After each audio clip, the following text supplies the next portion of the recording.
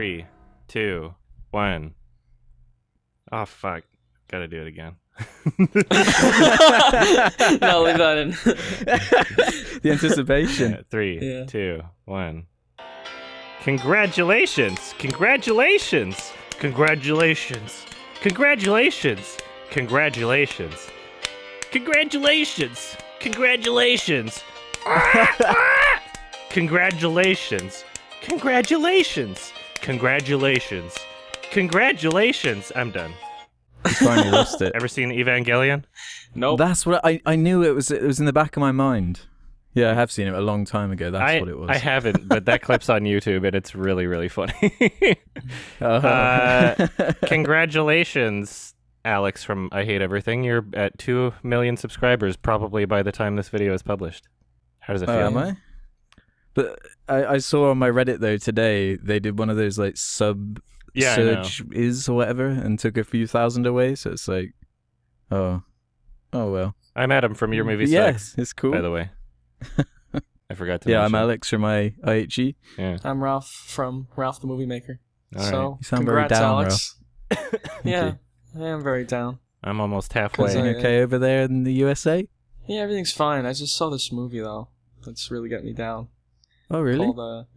It's called Aladdin. Oh fuck! I wanted to talk a bit more about the Alex subscriber shit because please do. There's a sepaate. Yeah, don't was just segue asking just why yet. I was down. That's probably why. What else did it say? Well, you were talking about the the sub thing where you lost a bunch of subscribers in one day. I've noticed that on all my channels except my plays through channel, like the stream one, which is weird that I didn't lose any. Yeah, it seems like really random. What I was going to point out is that stupid fucking thing where YouTube decided that all subscriber numbers are rounded now for no reason. Yeah. And so I was looking at the Yes. Social Blade live view count for your channel, and there's no fun anymore. It's just it. Oh, right. Yeah, That's what that there's was. I was wondering, like, I saw people talking about it, but I didn't quite know what it meant. But that's so stupid. Why? Why take away data? I think that I forget which clusterfuck it was after. It was after one of those like, hey everybody, unsubscribe to this. It might have been like pro Jared or whatever, like one of those controversies. And so, a lot of people will set up live streams where it's like, haha, watch his sub count go down or something. And YouTube's like, we don't want to promote the idea of people enjoying people's sub counts going down or something. I forget what the excuse was. Right. But it's like, I don't know. Couldn't you have an algorithm where it takes longer for you to notice the sub count going down? Like it rounds it going down, or it's like daily or something, but you can still see it going up or something. Yeah. I Why don't do they know. have to get rid of the whole number? Yeah, why punish the other side of it? Yeah. Which Because is like what most people use it for. there's so many channels where they would do like a live stream and have the countdown on their page and like throw a big party and celebrate. It's like, that's done. Also, you've really hurt Social Blade as a business. Like this entire business that was using that data to survive, and YouTube, this big corporation, is just like, I don't care. Could you imagine if it was an individual making that decision? Could you imagine if YouTube was like a person and not a corporation? If it was like, fuck these guys. We're going to take away this data and your business is going to suffer because of it. It's like, sure. For really no reason. Yeah. Like, they're ruthless, man. Yeah. They don't care. It's not like they had an obligation to let them do that, but it is still a big dick move. Like, nobody likes this change. Fuck off. But that's just the story with YouTube, though, isn't it? Nobody likes this change. It's just been that for years and Just years. a long Fucking line of that. YouTube they make a lot of bad studio. decisions. This new fucking bullshit pisses me the off. new interface they have is pretty terrible. It's and awful. very slow. I can't so wait slow. to be And I always forced switch back to the it. old one. Yeah, me too. Yeah. I always do. And they ask why, same. and I'm like, I'm fucking everything wrong with it. It's so Basically annoying. everything. They're gonna make it mandatory at some point. There's gonna be a point where Yeah, you of can't course switch they back are. to the old one. Oh, yeah. Yeah, it's very annoying. The monetization issues where the bots are flagging videos for being not advertiser friendly for no reason. Everything. I've had that. YouTube's a you guys have fucking had that. shit show. YouTube's a disaster. If you wanna be making a living off of YouTube, you have to put up with a lot of shit, and you have to be serious about it. Mm-hmm. There was like those YouTube unions forming. I don't know how well that worked out. Yeah, there's like YouTube unions. Like people they're starting to unionize. What? YouTube has said that. Yeah, these are Like it's YouTube like in some other employees or country. YouTubers? No, like YouTubers, creators, What? content creators. This is news to me. Are unionizing. That's right. They're coming together. This doesn't. I don't know how well it's working. I don't know at this how point. that's going to work. I at think all. YouTube has said. Yeah, I don't know how it's going to work at all. We're not employees. We're like independent contractors. Yeah. Yeah. So how does that work? Yeah, I don't know how that's. What are gonna you fly. talking about? Where's the source?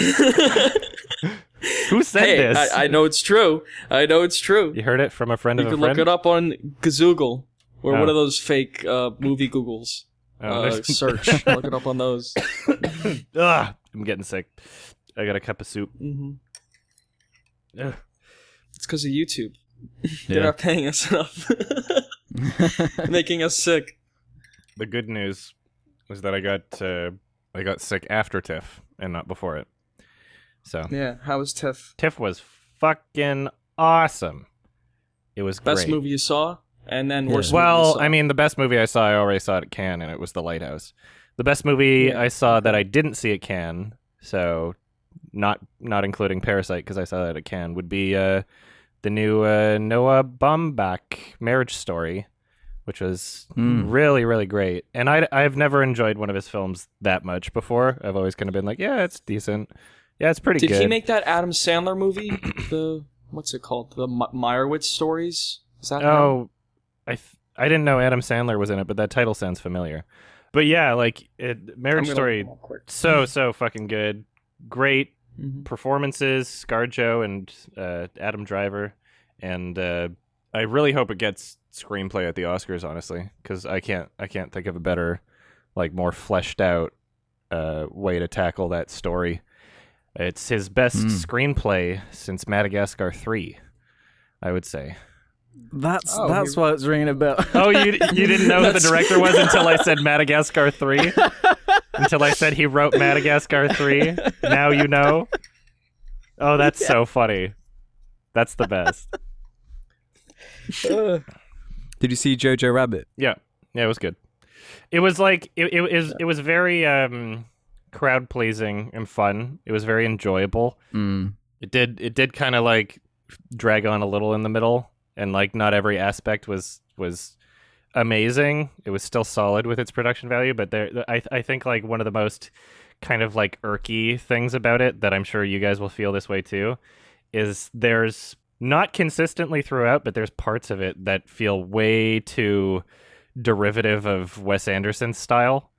It's like the child Get ready for that, Ralph. child Like that. choir Mhm. and like just these these like kind of like quirky things that like I don't know, it felt way too ripping off in a way.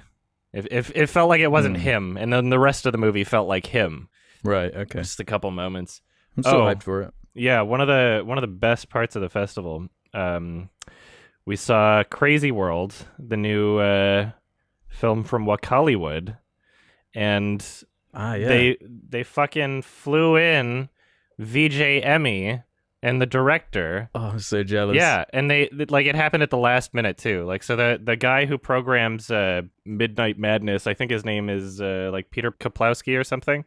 And so he oversees all of the films that get screened at Midnight Madness at TIFF, which is like its own section of like midnight movies. There's the new like Takashi Miike and like just a bunch of like either gore or horror. The new Nick Cage Color Out of Space was a midnight movie or whatever. Very different crowd and environment. Before the shows, people are like tossing around beach balls and shit. And like the audience is very interactive and tons of cheering and very different vibe from the other kind of screenings at TIFF. So he gets them to Canada, and I don't know exactly what he did, but he wound up getting them like 9-year visas that only got approved like What? the day before the screening, pretty much. And so they just like hopped on a plane from Uganda all the way to Canada, and they're like, "Yeah, we're free to travel to Canada for like 9 years now, if we want." I think it That's includes awesome. even more than Canada. And so this was their first time like in a real movie theater, which is insane and historic. Man, it was a great vibe, and it was I have to explain this because I don't think this will happen any like outside of TIFF. There was this crazy fucking thing that they did where before the movie they had this like little skit as part of the movie. Basically, it's on the screen, and they have the they're basically like, we're the piracy police, and we're gonna make sure you don't pirate this film. And then they cut to like some guy tied up in the slums, like, it wasn't worth it to download Hobbs and Shaw, and like, it's just this funny, the Aqua Teen Hunger Force did the same thing before their movie, basically, and it was just this funny little skit. The movie plays halfway through the movie. They cut from the movie, and it's back to the piracy police, and they're like, somebody's watching this movie is a pirated version. Someone's streaming. We can tell. Like they've got this like fake little operation or whatever, and then they say to turn the lights up in the theater. And I guess this was planned out beforehand. So the theater lights go up, and then they literally through the screen of the movie they tell Peter Kaplowski, the Midnight Madness programmer, to like go up to the front and look for whoever's pirating the movie. And so he's like looking around, like pretending like, oh, I don't know who's doing it. And then in the movie on the screen, they have like a fax machine. They're like, oh, we've got the data of who is stealing the movie, and they print out a picture of the TIFF Midnight Madness programmer, and then somebody from the side of the stage dressed up as the piracy police drags him off stage, and then VJ Emmy is like, it's okay, he's gone to Somalia now. And it was the craziest fucking thing. It was like a once in a lifetime kind of experience. They have such a good sense of humor. Oh, it's so good. So heartwarming. It's so funny. That was definitely like one of those highlight moments for me. This might have been my best TIFF. There was a lot of fucking it sounds awesome amazing. Stuff. I got to meet Robert Edgers. I got to meet Bo Burnham. I got to meet Trey Edward Schultz. There were like Q&As for pretty much every movie except for like the last couple days. So like lots of people I respect. I got to hear them talk, and yeah, it was a fucking blast. It was awesome. Hung out with Matt Johnson again. Colin from Canada.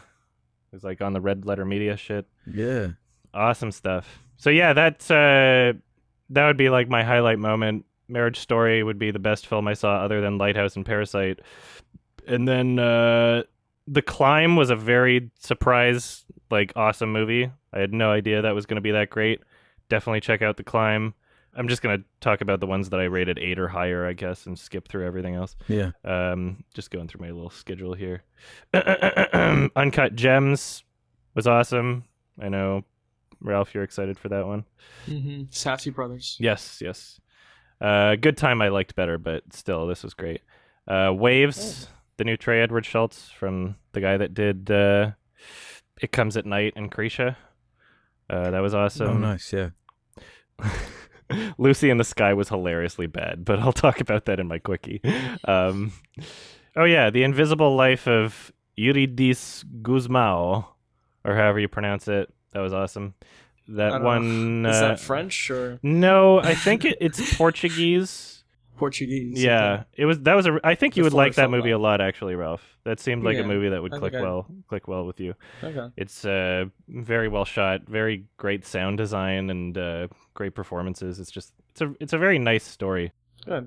All right, I think every other movie I saw was either 7 or lower, and you guys will just have to wait for my quickies because I don't want to take up too much time just talking about TIFF. But nice. Talking about movies we haven't seen. Yeah, exactly. Although Lighthouse is coming out soon, though. Yeah, so. October. If you guys want to, I'll be seeing it a third time before its actual release date. I'll be seeing it Vancouver Film Fest. Wow. So. I don't think it's out till January in the UK. So fuck! I think it's out a little early here because it's LA. So yeah, the art house. I could have snagged tickets at London Film Festival, but it was a bit too late. So Damn it. That sucks. You'll get to see it. You'd think didn't A24 distribute Midsummer pretty evenly? Yeah. So like, why would they not do that with The Lighthouse? I don't know. And this film's got buzz too. Yeah. Like people are talking about the movie. Like, They're people are missing hyped. out. There's like memes on Reddit about the trailer. You didn't get that with Midsummer. People love Willem people are Dafoe. memeing it. That's how you know it's going to be big. People are memeing it, and it's not out yet. Yeah. Fuck. What are you doing, A24? You piss me off sometimes. I know. Get it together, boys. On the other hand, I can't think of a single other distributor that would distribute a black and white movie with this aspect ratio. Well, yeah, they're making some of the best movies around. So. Even if they do a kind of shit job distributing it, it's not like Disney would distribute something like that. It's not like Universal or like any other studio would. So you kind of just have to. Unless like a Batman character was in it. Yeah. Oh yeah. If it was another Joker. Live action remake. I did see of Joker something. Yeah. at the festival too. But Yeah, I heard it was good. it was good. So I'm curious. I heard Goodfellas comparisons too, which has me interested. Are you sure? know? Goodfellas, not Taxi Driver? I heard Yeah. Taxi Driver. You heard Taxi comparisons. Driver? I heard Scorsese-esque. I've heard a ton of But I've Taxi heard Driver Goodfellas. and King of Comedy comparisons, King of but Comedy, not. yeah. King of Not Comedy. Goodfellas. Oh, okay. Yeah. I love King of Comedy. We should talk about that one day. Yeah, I haven't seen King of Comedy yet, but I know for a fact that Yeah, I know Joker's you guys not as haven't. good as it. That's how I feel. Well, you're probably right. I haven't seen Joker, but But what you have seen may surprise you. A Disney movie named Aladdin. Disney Aladdin. movie?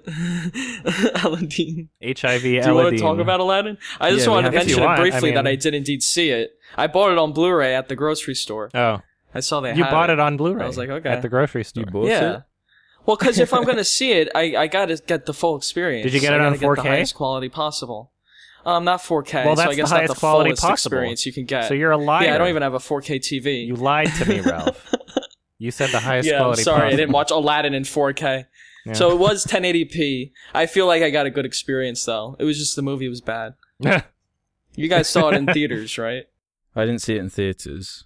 Did you see it though, Alex? Like, did you actually see it? Oh yeah, I've seen it. Okay. Yeah, he said it was the biggest waste of time of the year.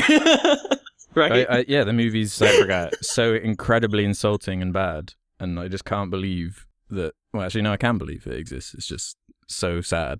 that's Yeah. the word for it. It's just sad, and like this just completely misses Yeah. the point of like the fun. Well, they've been doing the live-action remakes for a long time. I feel But they at this weren't point. this bad. They No, really it's weren't. just a breaking down of an idea. It's like a drop in quality for where they've been doing it for so long, and they know it's so successful that they can just kind of release anything and it would make money, and that's what this is. It's like so lazy and factory produced, and the whole thing feels so phony and cynical. Yeah. The production is so like flat. Everything is Yeah. and the way they shoot like just dialogue in the movie is so goddamn boring. Man, like scenes just go on and on. In the original, it's like so quick and snappy because it's just a really It short has a personality. animated film. Yeah, exactly. Yeah. It has Very charm. I none haven't of seen that. a lot of Guy Ritchie movies, but like from watching this, it's just It doesn't feel like a Guy I'm convinced Ritchie he can't movie. direct a movie. Yeah, it feels like a hack made it, but it's really incompetent at points. Like how bad the acting is, and like there's like Aladdin is introduced in like a flat wide shot, like from his back. And then they cut to like a shot, like a medium shot of him. I'm like, wait, there was supposed to be like a emphasis on that character. What the fuck? Yeah. It's so poorly made. Jafar sucks. And Will Smith is terrible too. Will Smith is terrible, but he's Yeah. also the best part of the movie His jokes are somehow. really bad. He is. Well, what did you think is the I best think the part best of the part movie? of the movie is like I guess the set design and like costumes at some points. Actually, no, I can't even say I that. I don't thought know the if I sets were could even say terrible. that. Yeah, well, that sucks. Like, what sets? It was a green screen. Right, it looked awful. The gold like palace set that was so boring looking. It was just all gold. Like, why isn't there like drapes or something to like contrast with this fucking bright gold set? And the costumes looked really cheap too. You know what is really annoying about these Disney remakes that me and my friends were talking about after we saw Aladdin was they have this weird obsession that they feel as though they have to address every minor criticism of the original within the remake. yeah. So it's like, Yeah. oh, where's Ababwa on the map or wherever it was? Like, oh, wow, crazy. People wouldn't really take their word that he came from a place that didn't exist. They would ask to see it on a map or whatever. Yeah. That doesn't matter. It's like cartoon logic. Yeah, exactly. But people want that explained. Yeah. But silly. it's like, who's it for? Because like there are people arguing that it's for a new generation of children that have never seen the original. So that kind of it's not for them. I think it's for adults. I would just show them the original one. It's one. for adults who have nostalgia for the original. That's it. Yeah. I see people watch this shit on airplanes. I see adults watching these. I don't see a lot of kids watching the new Aladdin on an airplane. They watch cartoons. Well, kids don't watch movies at all. They're on their phones, on Twitter or whatever. They give the character of the genie and Jasmine like 40 minutes extra of stuff to do in the like not plot or anything important, just shit to give them more time. They give Will Smith a love interest. They give Jasmine like 2 extra musical numbers that have no impact on the story. That was dumb. Yeah, it was really bad. What about like the quirky sidekick characters? They were totally like nerfed. Like the bird is the so bird is not a memorable in the character original. Anymore. There's no character left. He's just now he is just a parrot. Like that is it. It's realistic. And the monkey as well. Like he was so cute and funny in the original. Now he's just a monkey. Like, and it just didn't creepy. even look good. The monkey looked fucking all the terrifying. Visual effects were really bad. And I kept thinking with the monkey and the bird, you could have gotten a real monkey and a real bird. And you could have put that on the set, but they're so lazy that they don't even want to do that. Yeah.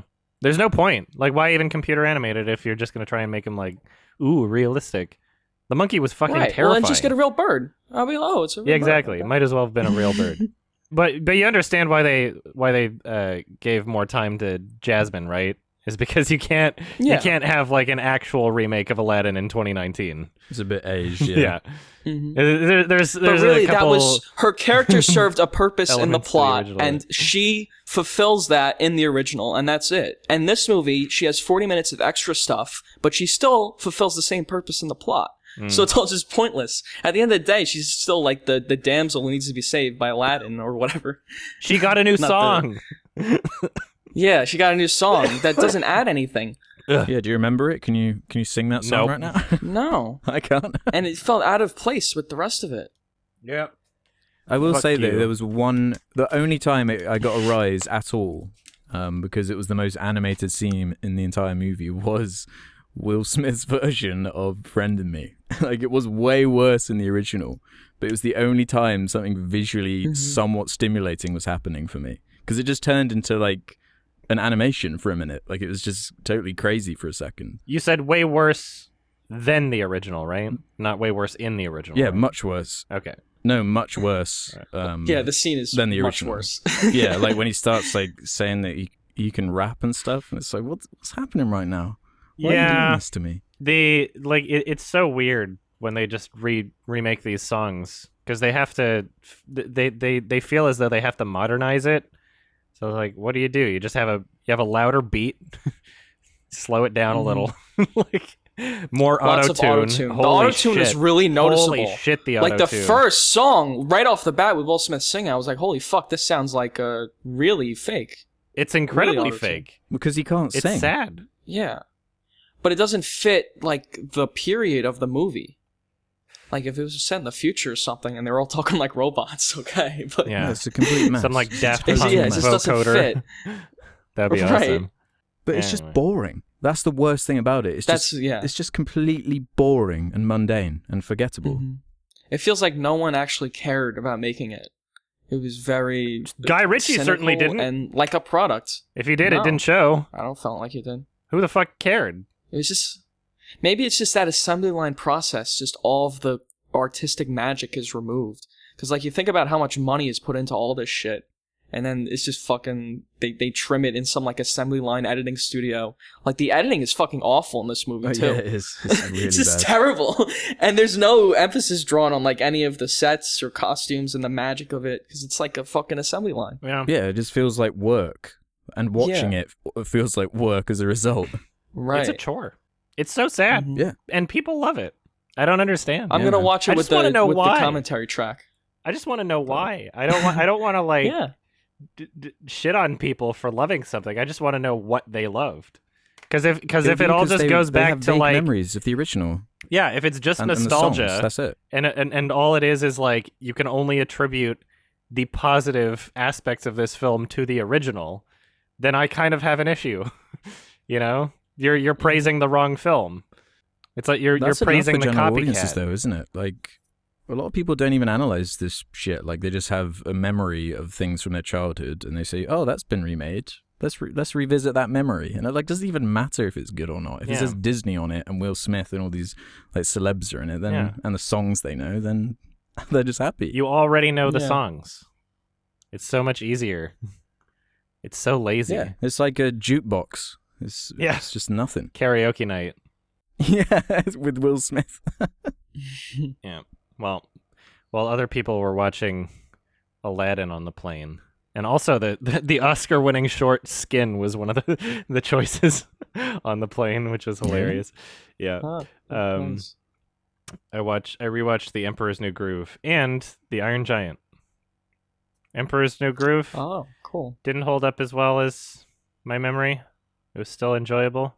Iron Giant, I think I appreciated it more as an adult. I wasn't that big into it when I was a kid. I liked that movie. Yeah. Yeah, I loved that movie as a kid. Yeah, I think I got more out of it. Yeah, I have good memories of it.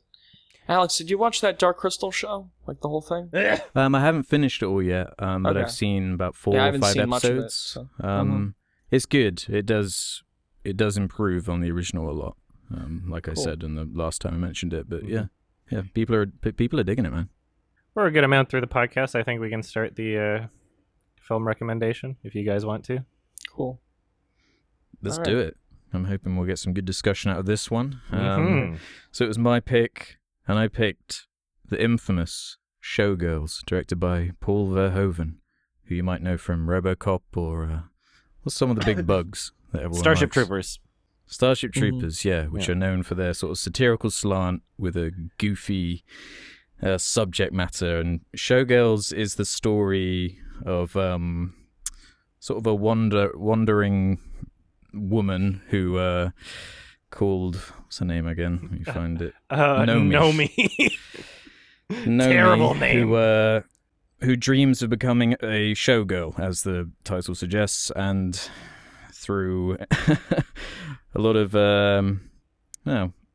scenes that happen in the movie, it builds up to her kind of exploring the exploitation of strippers in Vegas. And the reason it's infamous, I guess, is because, I mean, we're going to get into that now, because I don't know how you guys felt about the movie, but I got to say, I didn't hate it as much as I was expecting. Like, this wasn't a Southland Tales experience for me. All right. But it was certainly unintentionally humorous and misguided in a lot of ways, I think, with a lot of really bad performances and really bad scenes and a lot of just, what kind of moments. Yeah. I saw your rating, Ralph, so I vaguely know what you think, but I don't know how Adam feels, and I want to know right this instant. Oh. Well, I didn't like it. I didn't think it was very good. I thought it dragged on for fucking forever. I thought that the main character was fucking awful. She acted like a child the entire movie. And the entire time, I'm just struggling to understand, like, what's your fucking point here? You know, I get that they've tried to defend their points, being like, this is about, like, exploitation, you know. But it's really, the film itself was equally as exploitative as what they're trying to say is. But and it wasn't even done in a way, weird message. Like, I'll defend Under the Silver Lake to the grave over that same logic, because it's so obviously a commentary. But in this, it's just it's not as on the nose, though.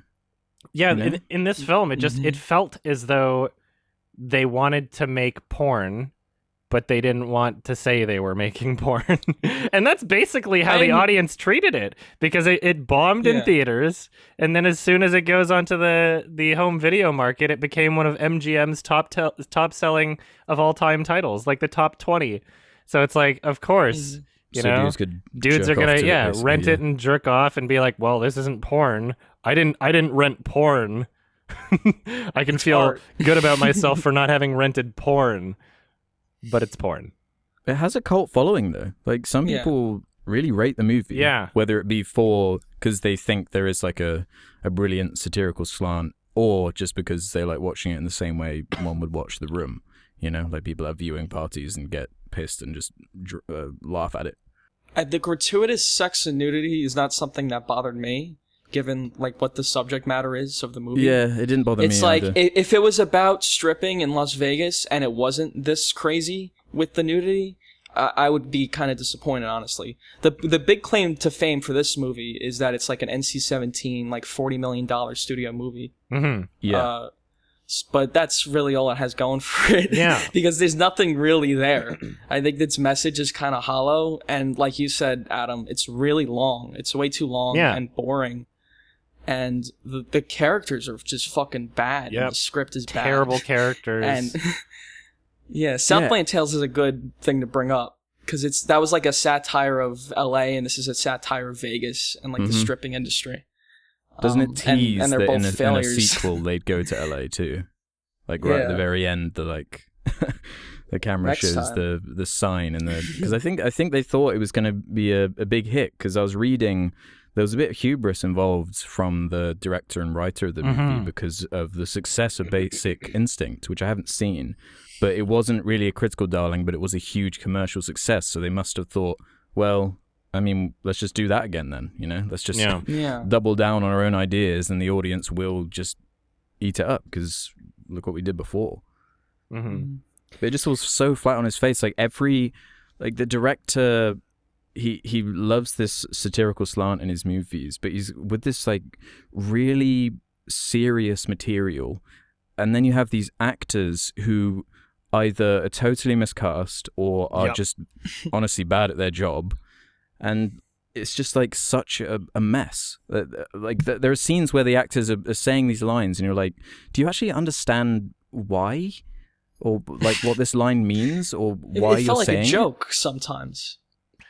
Yeah, and I guess people defend it by saying that like it's supposed to be a joke. Yeah, but I don't know. It's so inconsistent, because sometimes there are scenes where it's just like, this just seems like you're giving a bad, unconvincing performance. It doesn't seem like the director is informed you their like idea behind the message of this movie, and it feels like such a lazy cop out too. Like it was bad on purpose. Like I'm thinking to Boogie Nights, which is similar to this, and I guess this came before Boogie Nights, I think. But like that movie is like about a sexual industry and has tons of nudity in it, but it has real characters in it, and it doesn't use like this satire excuse. It's just a good movie, and it's really entertaining and funny. Yeah, there has to be some substance there. Not that. Yeah. And subtlety. Yeah. What kind of pisses me off about, people, especially in regards to the terrible acting, trying to defend it, saying that that's intentional. Like, there's quotes from the writer saying that he regrets the casting decisions, right? There's they have denounced a lot of the aspects in this film. They've said like, yeah, we fucked up. That rape scene was in bad taste and shit like that. So you're arguing with the filmmakers at that point. When you brought up the like sexual stuff not being that distracting, I was with it until that moment. It was like, this is so confusing. Even if this is supposed to be like a satire, why is this scene in the movie then? Like, what is the satirical slant of this? This is just like a straight up no BS commentary right now. Like, what's the funny slant right now? I think that the intention was to try and have some sort of like counter argument to the whole, American dream success story, whereas this one's trying to be like, yeah, well, you better be safe because it's not all sunshine and rainbows and you're going to get raped and never meet your heroes and stuff like that. Like, I think it was trying to be more of like a cautionary tale. I just didn't see it as much of a comedy, and it's not listed as one on IMDb. It's a drama. There's moments where it tries to be funny for sure, but like it's a very confusing film in terms of like, what exactly were you going for with this? What were you going for with this? A lot of it just seems to exist for the purpose of I guess giving people boners, You know, I don't really have much of an issue with like sex in movies. I just wish that there was more of a point to it. Because if the only goal in a scene is just to give someone a boner, then you can only enjoy it if you're of that sexuality. Yeah, exactly. But also, she's stripping, and she's a stripper in this movie, so to show her stripping is fine by me in excessive amounts of time. The issue was, for me, is that her stripping was ridiculous and laughable because of like her fucking flailing around. Yeah, she was having a seizure. And I'm like, I've never seen anyone strip like that. Yeah, it's fucking crazy. What was that? It's not erotic at all. But is that a commentary, or is that them actually trying to be sexy? I don't know. The feels very confused. Yeah, where she fucks Twin Peaks guy, and it's like, McLaughlin. Yeah, that was the moment I broke and just started hysterically laughing because I was just like, I don't know what you're trying to say here. Like, there's nothing going on right now. Like, every scene you have to take on its own and be like, well, if you just take this little moment right here, you could say, well, that piece of dialogue is obviously trying to be really on the nose and satirical. But then the next scene, you have some horrendous, really melodramatic shit happen, and you're like, well, that's clearly not satire of anything. That's like a completely different message. And then you have these characters like the that songwriter who has like a subplot in the movie. James? He was like pointless. He was such a that character character. just exists to explain the theme of the movie. Yeah, and he just keeps showing up too. He shows up. He shows up to her house. Just like, how the fuck did you know where she lived? He's a stalker. Also, I don't know what kind of credibility you have when you say you're going to write your own number and perform it on stage when you're living in a shithole. Do you have any evidence that you're able to write and direct some dance play? Like, why are you so upset that she's not taking it? Why was she so upset when she saw someone else in his bed? There's so many poorly communicated ideas in this film, especially passage of time, especially that. Because you think the whole, like, it feels like the whole movie takes place over like a week, and then you hear these lines like, "Oh yeah, we're engaged. She's having a baby," and shit like that. And then it's like, wait, well, okay. And there's a huge time jump really early on. There is, like, for the first 10 minutes, and then there's never like anything like that again, or a title card. But then you get to like the end of the movie, and the guy's leaving Vegas that she met at the beginning. And it's like, was that guy in Vegas the whole time? Does he just take multiple trips? Like, how long was this movie? What kind of time frame are we dealing with here? It felt like the whole movie took place over a week. It honestly did, but clearly that's not possible given some of the plot elements, right? I think. Yeah. It's fucking ridiculous. Yeah, it just couldn't pick one aspect to kind of anchor the movie around. Like, the main character is just unlikable and only really gets any depth right at the end of the movie, where a lot of her motivations are explained just in a really sort of clumsy dump of exposition. And then it's just such a mess because, like, you just sat there trying to break it down. Like, what is the meaning of a lot of this? Like, where sometimes it can be entertaining here and there.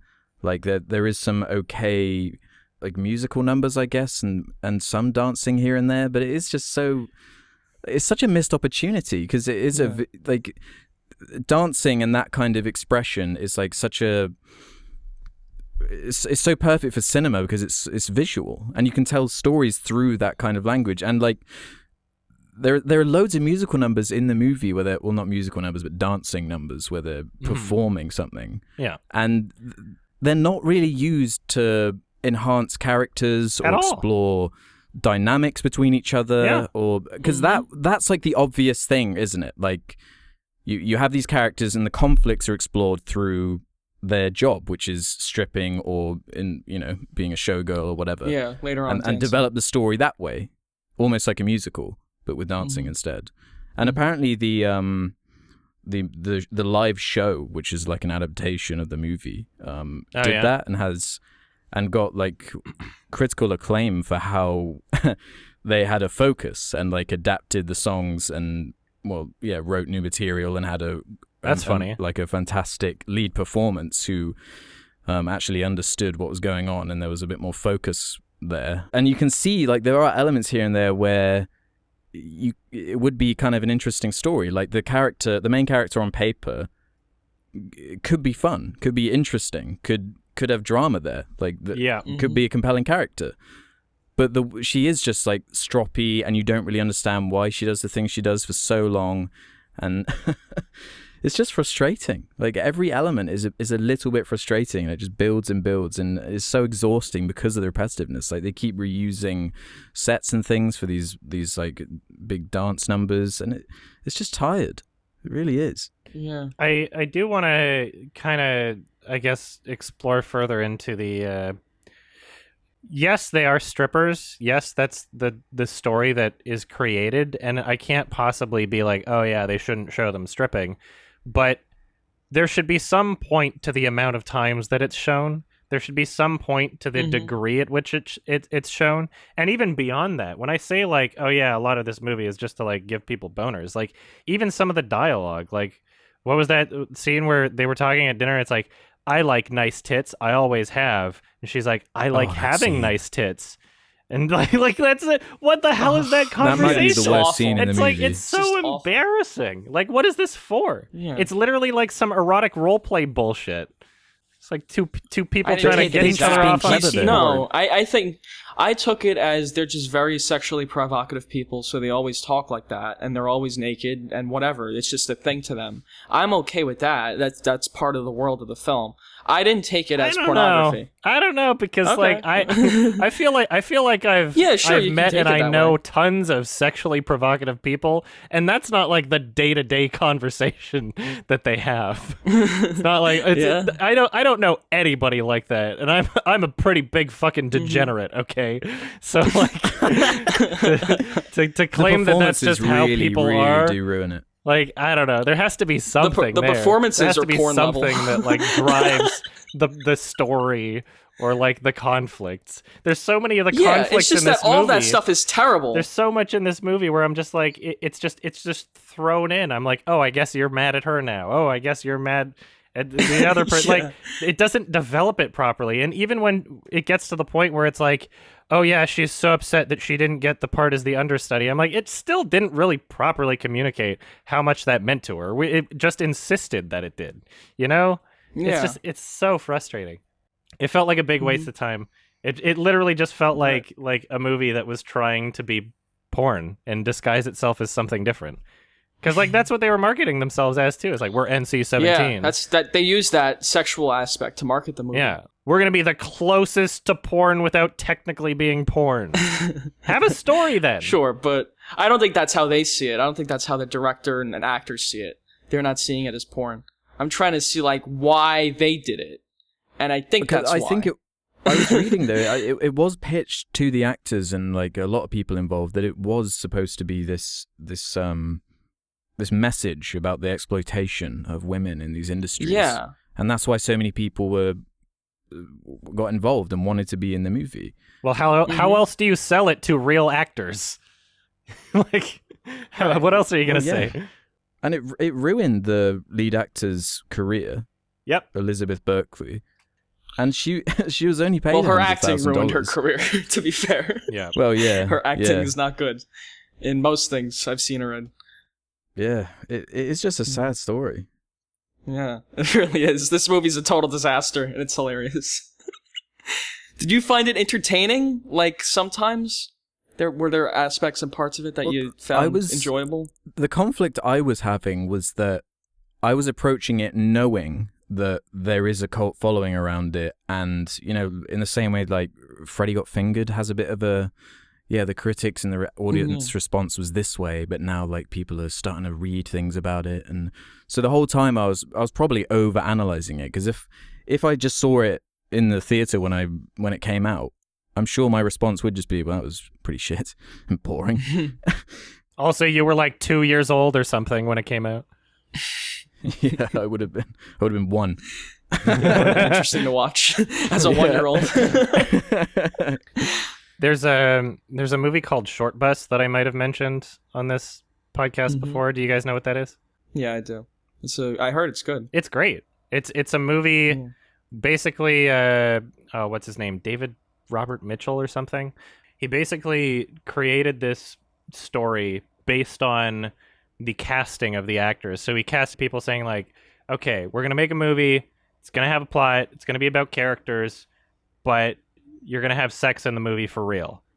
and you got people that were willing to do that. You know, some I don't know if like many of them were like porn actors or not, but they could all act better than like you would see in like a porn, I guess. And he constructed their characters based around them and kind of like let them discover what their conflicts should be, et cetera, et cetera. And so you have this movie where they literally have money shots. It's 10 times more pornographic than Showgirls. It's not just tit shots, like you see actual fucking. But it has real characters and it has a real story and it's actually really good. And there's like dramatic elements to it. You know, there's like good music. Like it's a really great movie. And so like it doesn't really matter like how pornographic you want to be. Just remember that there should be a movie in there somewhere or else you're just making porn. Porn doesn't give a shit about the story. Right. Porn doesn't give a shit about the characters, and neither did this movie. So that's why it feels like porn. Right? Exactly. It's just all that stuff was the so acting substandard. sucks. It comes across as porn. Yeah, basically. it's porn in the acting- widescreen. The acting is one of the worst aspects of it. Like the typecasting of Elizabeth Berkley. It's because she was in Saved by the Bell and she wanted to do something counterintuitive or counter, I guess, her image. And same thing with Paul Verhoeven. I guess that's what he wanted. But it's like when they casted The Rock in fucking Southland Tales. It's not that the character actually fits her or that she's good. It's that she's there and she wants to do it. But which is not a reason to cast her as the lead. And she really doesn't. I didn't buy her in the role at all. When it came to her just sitting down and like talking, having dialogue with other characters, she was really bad. And no one else was as bad as her, I thought. Even she was Gina Gershon was much better than her. And even her character was like ridiculous over the top. Yeah. It just felt like a really elaborate excuse to show strip scenes. It felt like a lot of the movie was like if you, let's say these shows exist in Vegas and then some of the shows would be taped and they'd sell a DVD. That felt like half of the movie. More than half the movie was like I was just watching a taped performance of something that I could have seen live if I wanted to go to a strip club, I guess. Yeah. You know? It was more well shot than a taped performance for sure.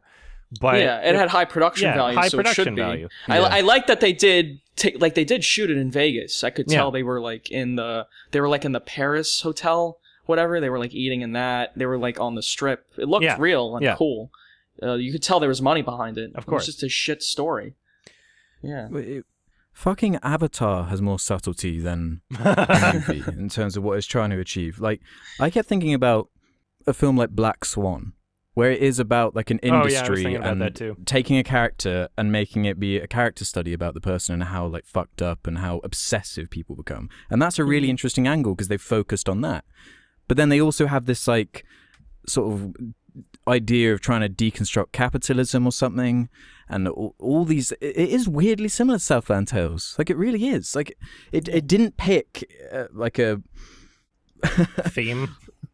One theme, one idea, one central message, and the message they claim it is so vague. Like it's insisted. Of course. Like how could you not, like, I can't believe people didn't think it was some kind of on the nose satire when it came out, because you literally have a character who just says the themes of the movie. Like, how could you miss what it's trying to do? It's just very bad at doing that. It's like without the character saying it, it's like it just feels like a porn. like why did you make this? Like the characters are annoying. The plot is largely uninteresting, really, because you have no investment in the character. Yeah, because it is just so over the top. If they wanted to go for this hyper satirical kind of tone, it needed to be either way more subtle or way more cartoonish and over the top, like his previous movies or his other movies. It's just more interesting. It was so predictable. Like, these people want her to dance, and then she's hired, and she's going to perform at the big show. It's so obvious where the story's going. You've seen it a million times. There's nothing special. It is like Velvet Buzzsaw or Southland Tales, where it's like, everyone already knows this thing you're trying to say, these vague themes. Oh, yeah, rampant capitalism is bad. Yeah, big business is say bad. Something new. Yeah, okay. Or more specific about it. Yeah, explore how it affects someone. Really delve into a character and make us understand them and why it is so depressing or or sad, instead of just throwing all this shit on the screen and trying to make us just figure it out. I don't know. It's just what a mess. Yeah, it's there's so many elements of it where, as I said, the passage of time is a big one. There was that scene where the guy slips on those pieces of jewelry or whatever, and the girl like dislocates her knee or something. And and in that scene, it's like everything leading up to it, them like going up the stairs, like, oh great, you got to get ready, your cue is soon, blah blah blah. Like it gives the impression, I think, that it's like their actual performance and not a rehearsal. But then that happens, and then nobody attends to this person. Like they all dance around her, and maybe that's I found that very weird. Maybe that's supposed to be some sort of commentary. But then like not once do we get a single crowd shot or anyone from the audience reacting to what happens on stage. But then by the time they actually address it and the lights are up and they're like, oh, you fell, you hurt yourself, we can see the entire room and there's nobody in the seats. And it's like, well, you never communicated that this was a rehearsal. Was it supposed to be? Or did everybody, did you wait until the entire audience cleared out before any of you even left the stage and the lights are on and you're finally addressing this person that has this injury? Like, what is happening? Yeah. There's so much that's just so terribly communicated and it's so confusing. And that whole scene, that whole sequence, its only point is set up for why the main character can get away with pushing down her rival down the stairs, because it just explains that other dancer who it's insinuated she was the one who made the fall happen, and it's kind of echoed later on. It's like, really, that you wasted that much time on a setup like that for that kind of payoff? Yeah, there's just no proper direction. Yeah, there was definitely a lot of money behind it. Like, it was well shot to some extent, but there's other, like, I don't know, you could call this nitpicky, but there's just things that bothered me about, I guess, the planning of each scene. Like, when the fat lady's roasting that guy and somehow everybody in the club hears her, even though she's not mic'd, and it's just like, what's happening? You know, just little things like that that are just constant throughout the movie that just piss me off. It's just, there's no element of, like, care or perfection. If this genuinely felt like an idea that someone was passionate about, that they wanted to communicate to the world, then I would feel much more forgiving for this film. But there's no element of that. It really just feels like they just wanted to get a bunch of people to do lap dances and strip on camera, and like, ooh, you're watching something that's not porn, but it is. Well, I guess because it has no focus, the only takeaway you really have is that loads of women were naked and dancing. So of course, like that's just what it is. Because there ain't much else going on. That's the heart of the movie. Yeah. It really is. Every fucking line of dialogue. No, the heart of the movie is that she was a talented dancer and she could make it if she really wanted to. Nomi, do my boobs look any bigger to you? It's just every fucking 5 seconds. It's just. How did you feel about when it suddenly became like a revenge movie for a little bit? Yeah, after that was the terrible. Rape scene. I thought there was going to be more of like a payoff or something for that, because like that whole thing could have been removed. Yeah, so her friend gets raped, then she goes and beats up the guy who rapes him. Yeah, with Chekhov's knife, and then she abandons him. And kung fu. She learned taekwondo. That's the arc. But like, what? Why did you set up this roommate character if she's not gonna have any real point or some kind of like arc to do with the main character? Like, I was really expecting for her to be like to delve into how, like, after the whole horrific rape thing, I thought she would address like how just going and beating the guy up, like, what are you doing? Like, that's not a solution really to anything that you'd. But they don't explore any of the interesting ideas or concepts they throw in there. You know, like you can't just use something as horrendous as like a rape scene in that way. It can't be so flippant and suddenly just be like, okay, now we're just like an exploitation film for a little minute. But then earlier, like, it's not exploitation and it's trying to be serious. But then another time it is, and it's just flip flops. Yeah. It's so, but like the actual scene is so like over the top, and it's just something about using that as like a plot device in that way it's there's no commentary or satire to that. It is what it is. It's blatant. Yeah. Yeah. It felt like something that would have belonged in Grindhouse or something. Yeah, because it is just exploitation. There's nothing else to it. It's just shocking. Like what the whole movie's going for, I guess, is just, look, movies don't normally do this, and we're doing it. Isn't that interesting? Crazy. Yeah, is it supposed to be everywhere. like a dark turn for the story? Like, now this is when you start taking it seriously, like a Boogie Nights kind of thing. When, like Don Cheadle's in the donut shop or whatever. Yeah, when it gets robbed. Maybe they would do that too. Is it something like that, or but is they it don't. just they like double tasteless... down on the goofiness, and she just goes and beats him up, like the end of Death Proof. Like that. I mean, even going back to the scene itself, like she wanted to fuck him anyway, and then he's like, "No, this has to be a threesome, and it's gonna be rape."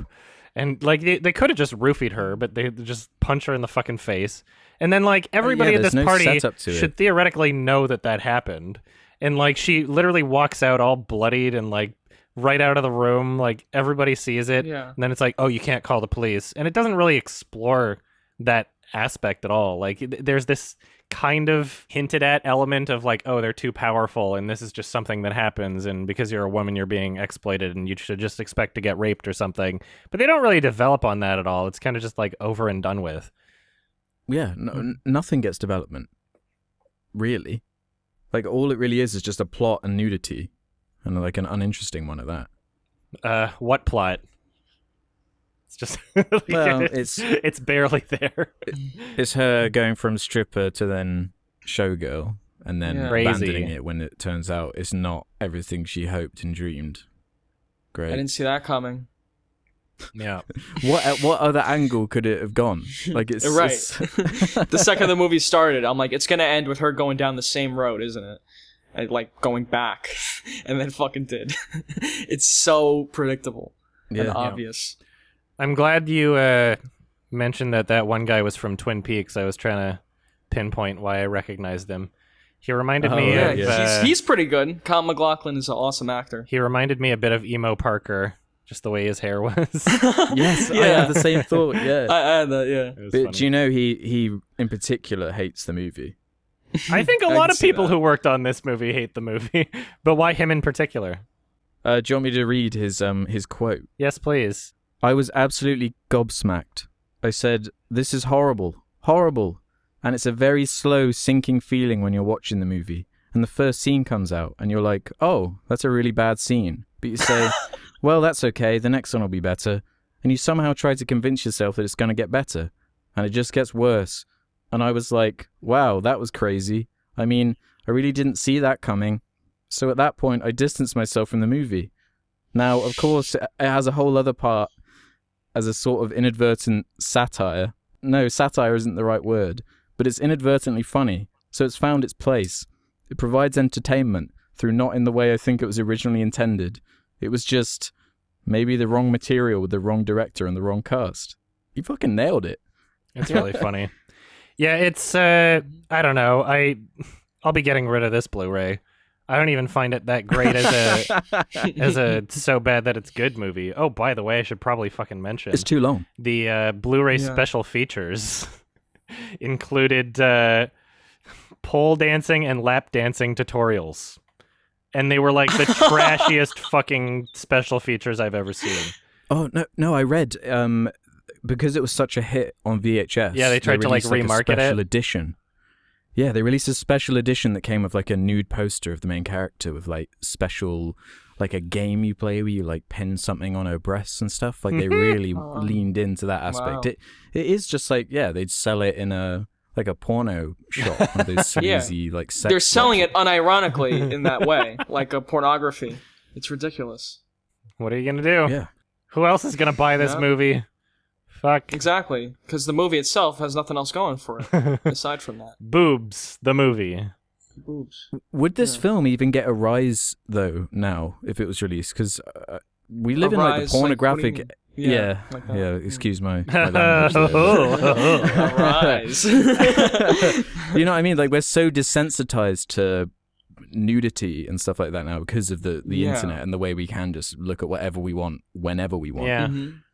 Well, Yeah, it's so funny. then, like It's a so film funny. 50 years ago, you could only see like a naked woman like on film like that in a theater, and that's it. There was no home release, there was no internet or porn or anything, so it was special. 95, and, like, had there a was novel home release. Right, 95, but it had novelty to it back then. Now, I mean, that's why like those 80s slasher movies and all that bullshit has like nudity in it all the time. But now it's like whatever. Like you said, Alex, fucking people watch porn all the time on the computer. You have phones. It doesn't matter. So you I thought couldn't most sell of the it was movie pretty on tame. And like that note. That's what I kept thinking too. It was boring. It was either boring or laughable, the nudity. That's why I was never like offended by it or anything. Who are you even protecting anymore? All these like Right. crazy Christian moms, like who are you even protecting? Your 13-year-old's already seen so much more fucked up shit than you ever will in your entire life. The internet's here. Showgirls, especially. Move out of the way, Grandpa. Yeah. People are eating ass now. Yeah. Yeah, man, true. All right, I think that wraps up my thoughts on this movie. Yeah. What do you give it? Probably a 2. There was some production value there, but yeah, I think 2 is a decent one. 2 out of 5 for the laughably bad parts. For like the good cinematography, I guess. There were some parts that were entertaining. Too many characters. The plot is terrible and melodramatic. The acting is awful. It's just a terrible movie. I see why it has this reputation. Yeah. Mine was 2 out of 10 for the first time listeners, by the way. Yeah. 2 out of 10, yeah. 2 out of 5 for me. So I guess, what is that, 4 in your rating scale? Yeah, 4 out of 10. I think I'd give it 1.5 stars out of 5. It has no focus. The characters are unlikable. The dialogue is just next level, embarrassingly bad. I got one. Whatever you heard. Go for it. Oh, me first? Yeah, you go first. One of my favorite lines was, "I see you hiding." From what? From you. Like, okay. Fuck that was off. a good one. Oh, yeah. Yeah, really deep. I noted down the part where they were talking about doggy chow and how much they loved doggy chow. Oh, yeah! It was in that awful scene where they're talking about how much they love boobies. What were they? It's just... Yeah. I it's not totally hopeless to me. Like quite, I didn't have the rage the whole time like I did with something like Southland Tales because it was just so frustrating to me. This film has slightly more going on than Southland Tales, which isn't exactly like positive, particularly. Yeah. But I'm never going to watch it again. It's just I totally understand the reputation, and I wouldn't say I regret watching it particularly. I'm glad I can just say. Yeah, I've seen Showgirls now. Exactly. Yeah, I kind of get it. Yeah, 1.5 stars. That's what my roommate said after it was over. At least I can say that I've seen it. Yeah, that's like one of the most positive things you can say about it. It's like, well, at least I can say I've seen it and I'm part of the conversation now, I suppose. That's about it. I've seen the parts where people don't get naked. What's that, like 3 minutes of the movie? It's fucking 5% of the movie. Yeah. All right, question time. Oh dear. Yeah, let's do some questions to get that out of our heads. So if you want to leave questions for us to answer on this section for the next Sardonicast, head over to the Sardonicast Reddit, where Ralph will leave a thread, and you can ask us whatever you want. Just like Poo Poo Splash did. Hey guys, what would you say was the first movie that made you fall in love with film as an art form?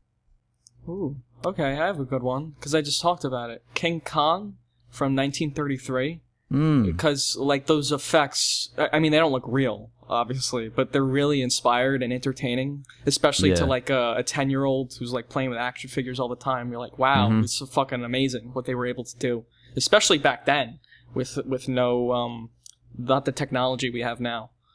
Fucking editing on machines. Mm-hmm. Yeah. So, I would say that one. I loved watching that as a kid. There were plenty of things that I loved watching when I was a kid. But I think the first time that I really started thinking about like how the creative decisions of a film can influence the final product and what would count as like a purposeful decision would probably be with Christopher Nolan's Memento, because I really appreciated that the way the story was told was relevant to how the main character experiences the film, and it sort of puts you in the mind of the main character, being like constantly confused and everything's like backwards. And even though like, you know, he doesn't literally experience time backwards or anything like that, but I think that it was just a really intelligent decision in terms of how the story was told.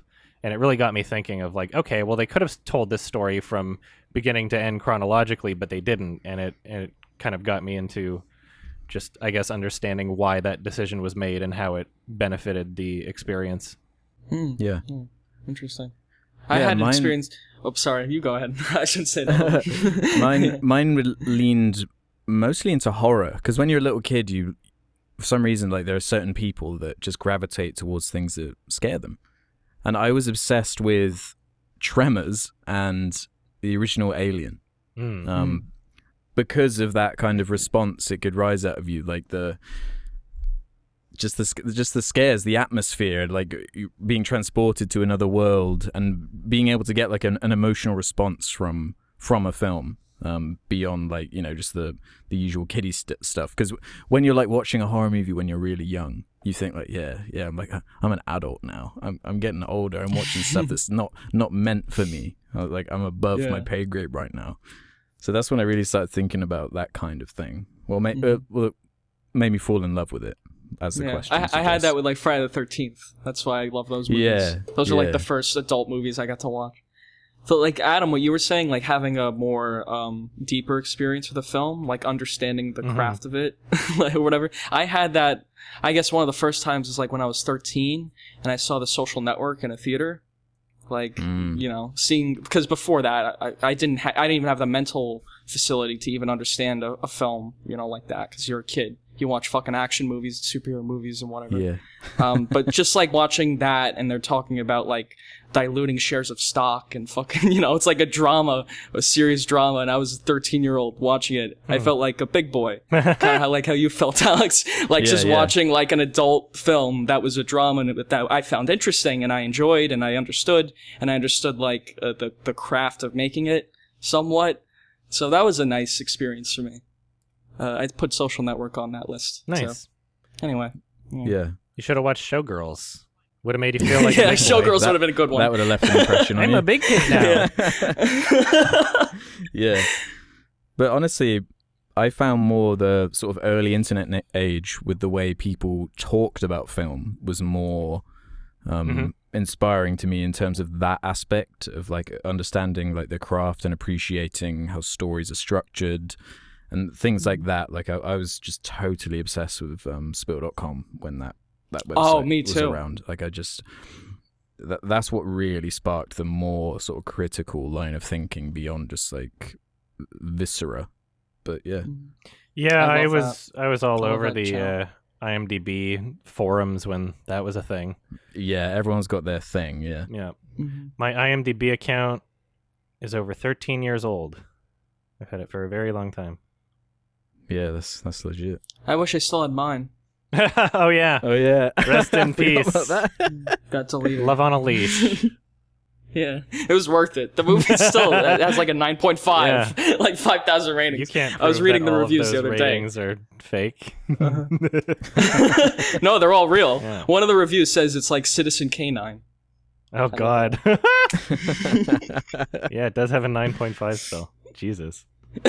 That's funny. It should be on the list of highest rated movies ever. Yeah. That's the next step. I think it has to have a certain amount of ratings. Yeah, it's got to have a lot. Oh yeah, they changed it, didn't they? It had to be over 10,000 still, or something. We got to get to that. I guess you can continue to encourage people to rate that, because what are they going to do? Exactly. Ban your account twice? Meanwhile, I am stressing for people not to do that, because I still have an IMDb account. Yeah.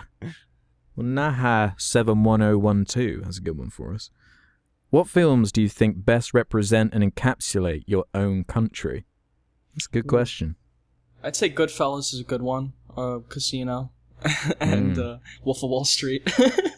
Team America. Team America, yeah, that's a fun one.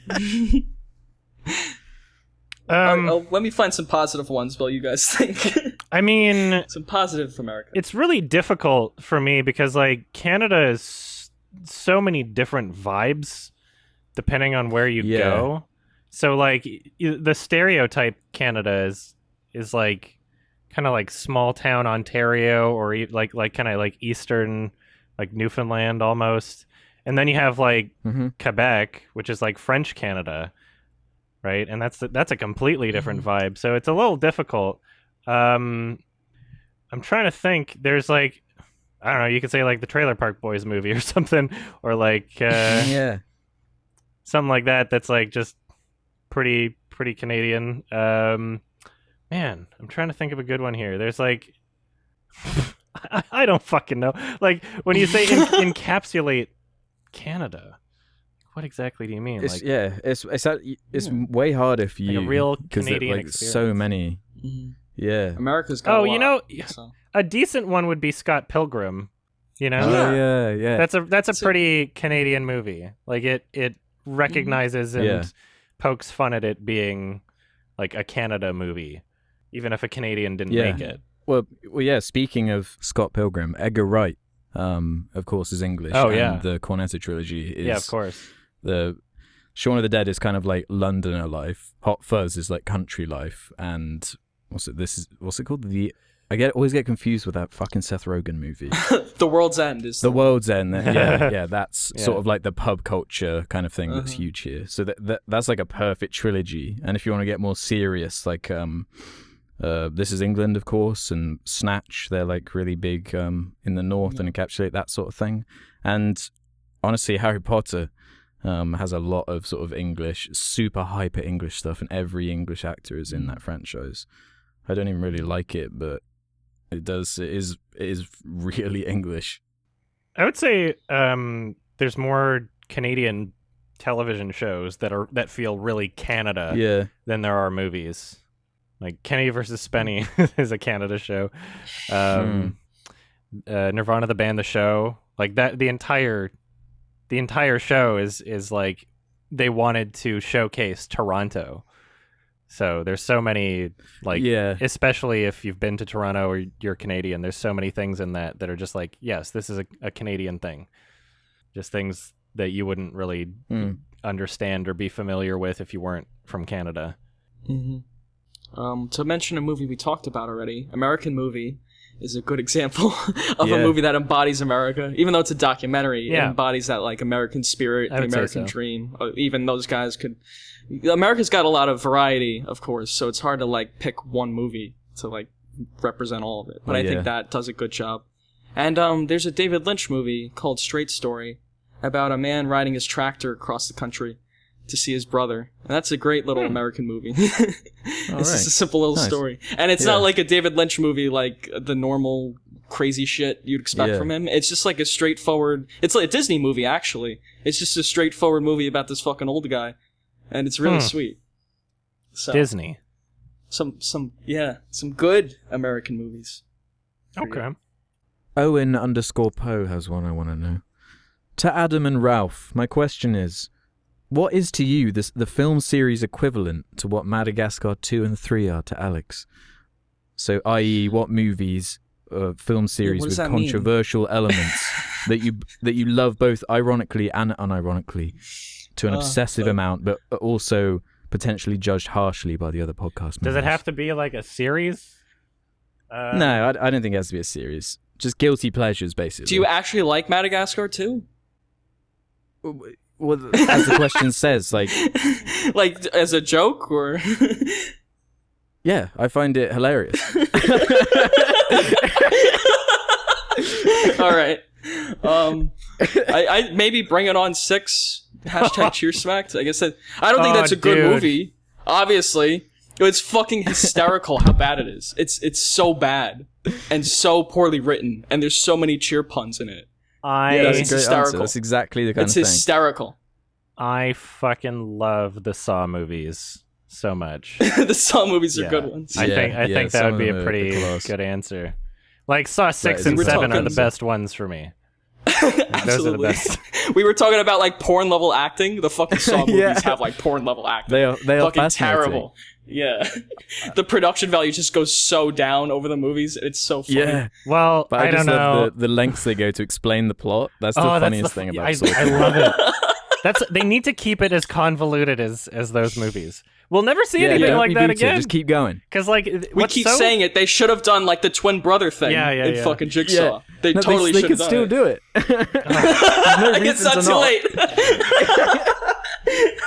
The Saw series is so fucking special because like you get so many different horror movies that have had many more films in the series, like Nightmare on Elm Street, Friday the 13th, etc. But the entire catch, the entire gimmick of Saw, what made the first one successful was the twist. And so every film following that was like, okay, we need a twist. At the end of every movie, there needs to be a twist. And so it has to like keep rewriting and retconning in like all the most ridiculous ways possible to just be like, no, they were helping the whole time and she was also helping the whole time and you just never saw her. She was off screen in Saw 1, but she was there. And I love how many times it does that. I love how confusing it gets. And like only the most diehard Saw fans will ever understand what the fuck is going on by the time you hit like Saw 4 or 5. But they keep going and then they keep making it more complicated. And like even the aspects of like the porn level acting, like that one woman who was Jigsaw's wife, like you go into some of the interviews, Hysterical. you find out that she got engaged to one of the producers and that's how she got the role. And I'm like, oh, this is so funny. There's so much about She doesn't even know that. anything about Saw or like the story. Or Carrie Elways didn't know anything about Saw. It was so funny. It's one of my favorite They're so good, series. though. Fucking the guy from Lincoln Park is in it at one point. Yeah. Rest in peace, Chester Bennington. This is great. They don't It's just outstay their funny, they welcome. just That's throw their them in. secret.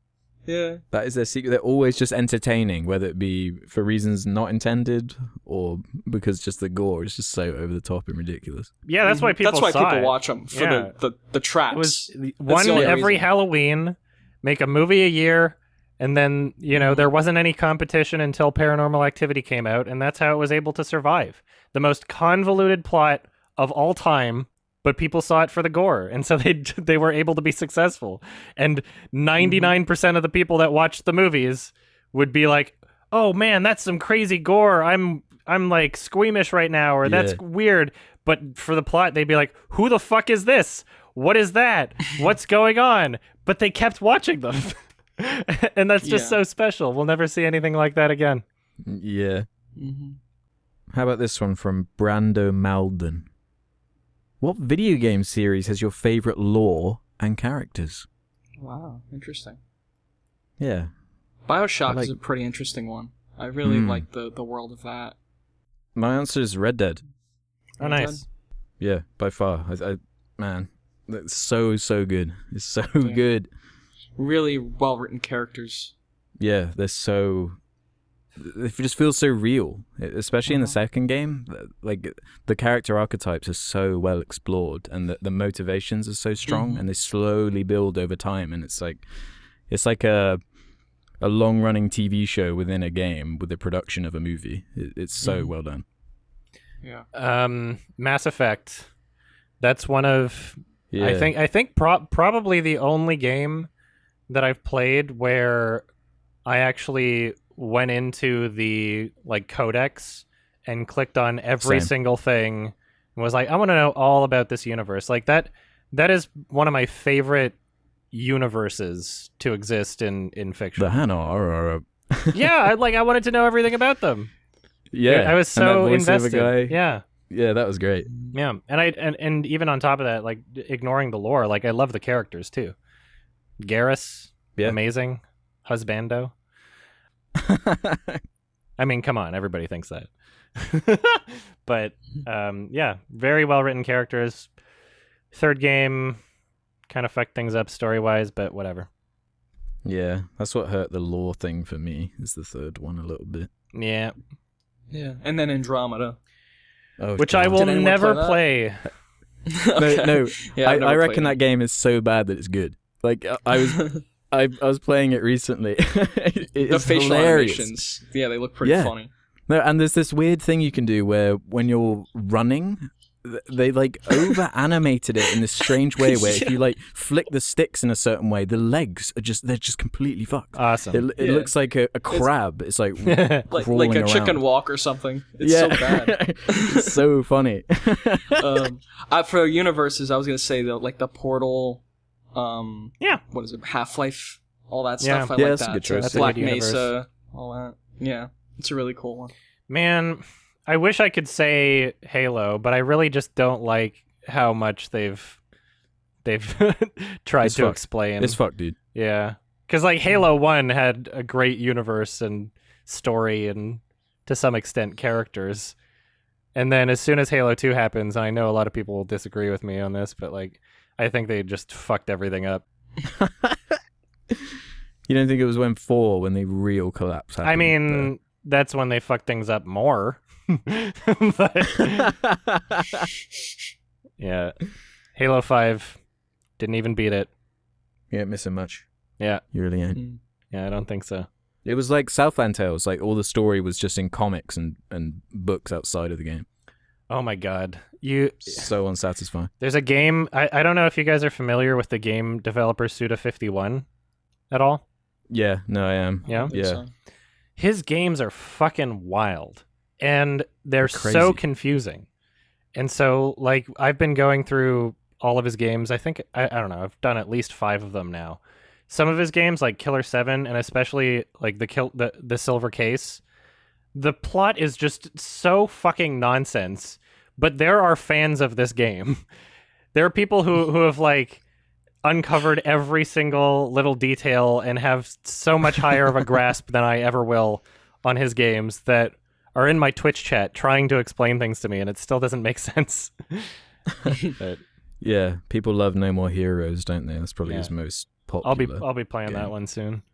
Oddworld has a cool You universe. guys ever delve into like the Souls series? Because we actually had a question Yes. about that. People asking about it because that's very like deep hidden lore stuff that people totally obsess over. Yeah, like the most I don't know subtle anything. plot and universe. Like you don't understand anything that's going on unless you're a gigantic nerd. Yeah, like the items in the game that you pick up have like descriptions Yeah. or something that like you put together to form like some kind of story. Yeah, kind it's of like a neat hidden idea. story. It's crazy. Uh-huh. I played the game. I still have no idea what happened. So good storytelling. I hear The Witcher 3 has got an amazing story, but I haven't played it yet. Yeah, I've never delved into that one either. Yeah, I've never really gotten into the Witchers. I played the third one for a little bit. I really wasn't into it. I don't know why. Yeah, I've People tried love it. like multiple times, but I'm the same. I can't for some reason. Whenever I was riding the horse, I just kept thinking the Red Dead 2 horse riding is way better. Oh yeah, That's all I was It's thinking. ruined horses and every other. Yeah, game. it really has ruined all of the games for me because Red Dead 2 is just so good and smooth in that department. Yeah. It's like when other games try to compete in that way, it's like get the fuck out of here. Mm-hmm. You can't be Rockstar at that. How about this one? It ain't even movie related, but this is pretty serious. From Dry 96. So what do you guys think happens when we die? Jesus. No, I like this shit. I love Yeah, so do I love philosophical questions. I think get ready for some controversial opinions, but Do it. I think that religion is the vast majority of people believe in it as an excuse to believe that you can survive your own death, and it is brought out of to make it our less own, scary. our Yeah. own fear of death and fear of the unknown. And you can convince yourself a lot more easily to believe in that if other people believe the same version as you. And I think that our brains being made up of physical properties are bound to the laws of physics, and to suggest that you survive your own death, to suggest that there is something outside of the physical chemical reactions that make up our consciousness is superfluous, and you're basically just latching onto an idea based on your emotional need to fear death. Because if you didn't fear death, we wouldn't be alive. It's built into our DNA. It's built into everything about every living creature ever. If there was a species that did not fear death, that didn't have, the two most powerful urges of their body being death and procreation, if there was a species that existed that didn't have those things, maybe it did, but they're not alive now because they didn't have those two overwhelming urges, right? So, I think that when you die, you cease to exist and you don't survive your own death. And it would be like you were before you were alive, in the sense that your consciousness stops. Because you can alter your consciousness through physical properties like brain surgery or brain damage or drugs. Like, drugs are physical chemical properties that you can use to enhance or alter your consciousness. So to suggest your consciousness exists outside of the physical brain is not logical, in my opinion. Yeah. Isn't there that theory that as you die, your brain releases some kind of chemical similar to DMT? It is DMT. It is DMT, but the only reason why that theory exists is because no one understands why our brain produces it. So people are like, oh, maybe that's what gets released when you die, but there is no, as far as I know, there's no real evidence to suggest that that's what happens. It's just Joe Rogan being hopeful that he gets to trip out when he dies. Do you know, Black Mirror, there's actually a really fascinating episode that I really love, where the guy invents that machine where you can put it on someone else's head. He's like a doctor to feel what they're feeling so he can diagnose them. And he gets addicted to feeling the way people feel as they die. And it's really fascinating, that concept. Yeah.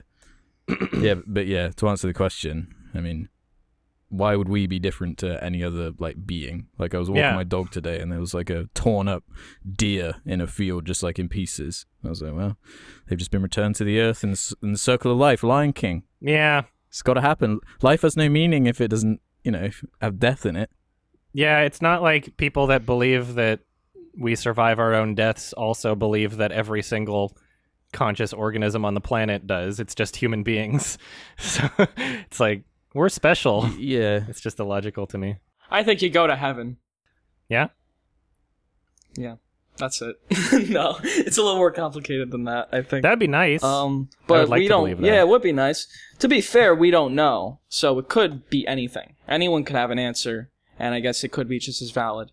Mm-hmm. In terms of what people are asking, I think more is like, what happens to your consciousness when you die? Like this version of me that gets up every morning. Am I gonna get up when I'm dead? And we don't really know. Mm-hmm. But well, the reason the concept has value is because no one knows. So we're just obsessed with the idea, and we can never find it out until we experience it. Mm-hmm. Yeah, I mean, to me, it's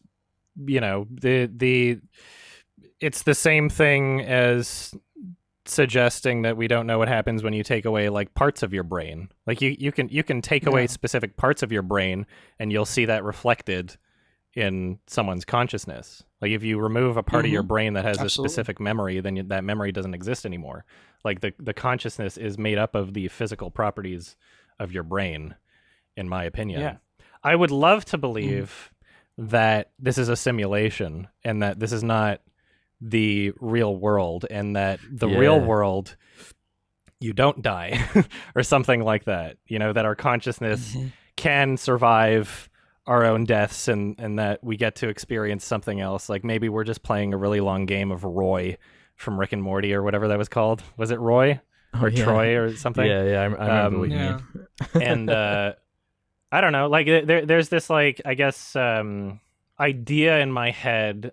Fantasy is the word I was looking for. This fantasy that when I die, I'll wake up from some sort of simulation and it was all just some sort of test. And there are these higher beings that maybe I'm a part of them. Like maybe we're just aliens or something. And they were like, you know what? you did a good job. You passed high score or something. Like you weren't like incredibly selfish. You It's like didn't a fuck video people game. over all the time. You made people's lives easier. You expressed yourself. You were honest. There you go.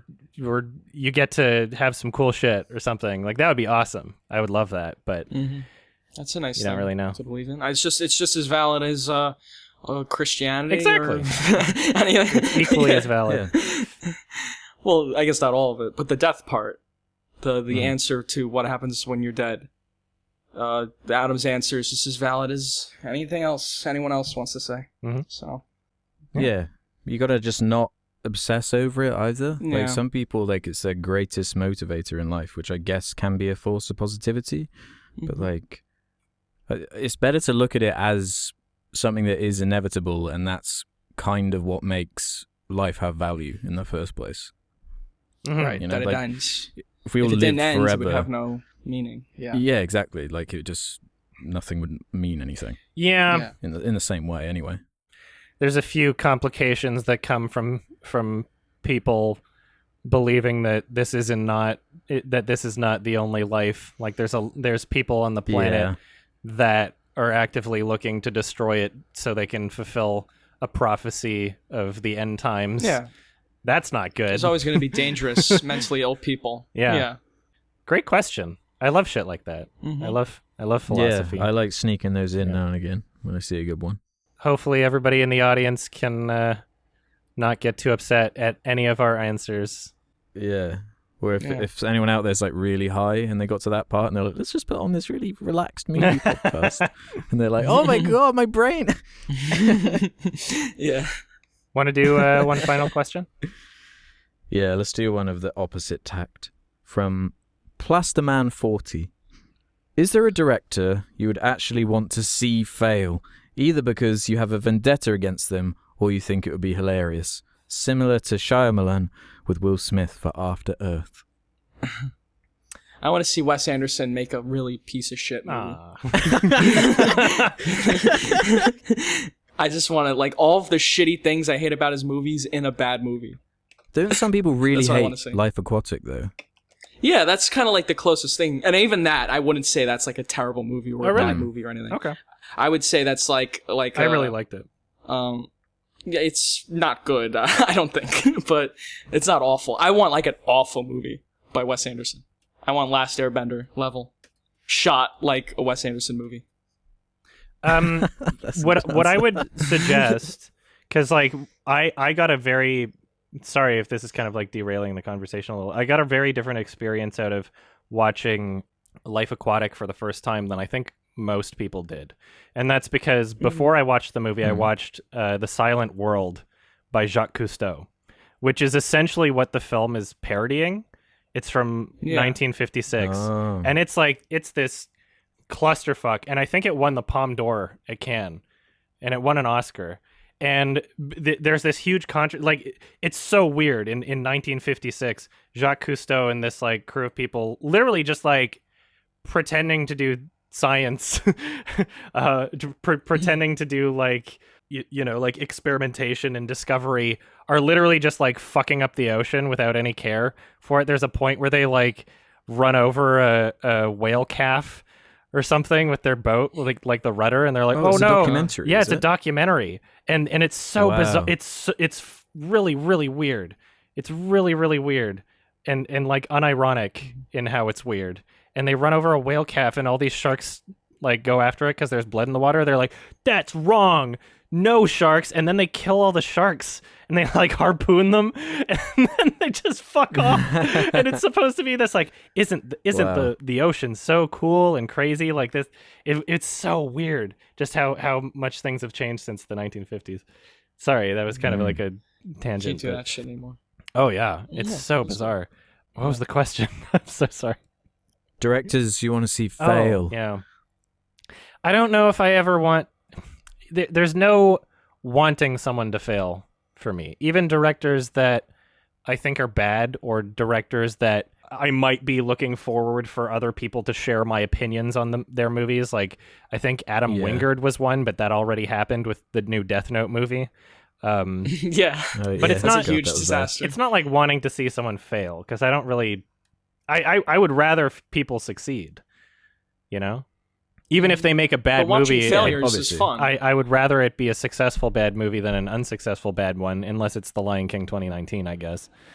I don't know. Disney remakes is just a good answer. Like removing directors from it, like it hasn't happened yet, but I'd get a little smirk on my face if I saw the headline of like the new Disney remake has barely made any money because no one cares. Yeah, I would like to see trends fail. That would make me smile. But I wouldn't want someone's career to be over or anything. No, I'm just talking like a bad movie. Yeah, but like box office wise, I would love it if like the Transformers movies stopped doing well, or the independent movies were doing well. But whatever, not the world we live in. Well, my dreams already come true anyway with this answer, with Seth MacFarlane and A Million Ways to Die in the West. I hate that movie so much, and it bombed. So I got my wish there. Got him. He hasn't made a movie since. No, he just went over to Orville. Ted 2. Yeah. The Guardian wrapped up their best movies of the decade, even though not in the decade. Was it the decade or the 2000s? Yeah, it was the 2000s, even though we're like 2000s, right? Not all the way through the 2000s, but whatever. And Ted got number 20, which was really funny. Ted? Yeah. That film. Are you fucking kidding me? No, I'm not kidding you. That's why I got I don't think it so sucks. That's why I got posted on our subreddit. It doesn't. Ooh, I gotta look at this. I despise that film. There's a lot of great movies on that list, but there's some, like Ted, that are just like, what? Yeah, that are like, what the fuck? It's like so high above No Country for Old Men and other shit. Like, but it's like, even if you're just on a comedic level, there's so many better comedies that have come out over that. Yeah, I can't think of a director that I would like to see fail. Even Daddy Derek, I want him to succeed. I want to see more Cool Cat. He's a complete asshole, but I don't want to see him fail. I want to see more movies. Have you seen that thing on the Reddit that it probably is a copy pasta of people saying that they met him and that's a copy pasta that he met him at a grocery store. Yeah. My mom and I were at a Vons in Vegas. My mom is in very good shape. This is fucking fake. Every time I see it, though, I give a good look. I saw Derek in the alcohol aisle. I wasn't going to introduce myself, but he saw my mom and immediately approached her and proudly introduced himself as the creator of Cool Cat. He was hitting on my mom. He left after he talked to my mom. It was awkward. Yeah, I don't believe that. I don't believe it. It's Mama Cat. Yeah, he only flirts with Mama Cat. Because he does hit keeps that stuff on Twitter. women. He's looking for a new Mama Cat. Oh, please. All right. Please. Enough about that moron. Yeah. Fucking moron. Don't be mean. Yeah. He's misunderstood. Ignorance of the lull is not an excuse. Who's recommended a movie? Is it you, Adam? I think it's me. All right. Time for a recommendation. If you don't want to be... Oh, wait. I guess that comes after I recommend it. Yeah. I gotta know what it is. Well, I've been flirting around with some ideas in my head of what I want to recommend, and on Ralph's Blu-ray collection video, I've noticed that he's in the same boat as I am. That he has a copy of Salo that he hasn't seen yet. Oh God, so, I was hoping this was gonna happen. Yeah. Remember last episode at the end? I was like, I want to recommend something, but there was like a release in the UK that wasn't out yet. That was the movie. Okay, cool. So I think we've all wanted to see it. We've all wanted to recommend it. Ralph, you haven't seen it yet, right? You didn't watch it between that video and now? No, I haven't. Okay, cool. So I was going to watch it yesterday with a friend, but then my friend canceled because they looked up what it was about. And they were like, I don't want to watch that. So we watched The Killing instead. Yeah, I don't really know it's what not I'm a gonna fun think movie. of it. I don't. But it is another one where I need to at least be able to say that I've watched it. It's apparently my favorite director's fourth favorite movie of all time. So that's a plus, I guess. The user rating's not great. It's apparently, who knows? It's hard to watch, apparently. Yeah, we'll see. All you listeners to know. My guess is a lot of our listeners won't be getting through this one. People like vomit while watching the movie. So Really? But is this not that thing where people kind of overhype how extreme it is? It could be. It's like, I want to be cautious. But I've also that. heard it's like one of the most disturbing movies ever, and so like it's been put up there with a Serbian film and what's the other one? Another disturbing movie, A Cannibal Holocaust. It's put on that list. Oh dear. It's like with those two. Yeah. So it's supposed to be very just so disturbing. we know what we're getting into. Yeah, I can't wait. I mean, I can handle it. Oh yeah. It's about like torture, isn't it? It's about our listeners. Anyway, so full title: Salo, or the 120 Days of Sodom, 1975, directed by Pier Paolo Pasolini. All right. Yeah. Good. We'll finally be able to watch it. And hopefully there's we'll like a have kids good film or discussion. something to talk about 2 weeks from now to like balance that out a little. Yeah, we got like like a bit heartwarming. What did we go from? Madagascar like 5 is porn coming to out. We torture? can talk. Yes. Yeah, it's gotten really bad. Oh, whatever. Cinema Paradiso is like the most tame. It was like about censoring like really graphic imagery like that, and then these two movies just fucking forget it. Nudity and sex galore. Yeah. All right. Awesome. If you don't want to be spoiled for Salo or the 120 Days of Sodom, my voice is dying. Check it out before our next episode, which will be released in 2 weeks from this episode's release. If you want to support the show, Sardonicast.com, sign up for premium, $2 a month. You'll get these episodes early once they're edited. Also, patreon.com/Sardonicast. Also, we got merch. And thank you all for listening. This might be less pornographic than Showgirls, but we don't know. It might be more. So, sorry if you watch all these movies with your parents or something. Yeah. If that's Hopefully your it ain't that's your boring. That's all I Sardonicast can night. Yeah, who knows? I'm excited to see it. I don't know if I'll love same. it, but I've been meaning to I'm for excited ages. to see what it is at least. Thank you all for watching, listening, etc. Love you guys. Yeah, thanks everybody. Yeah, thank you. Bye-bye. Bye-bye. Bye.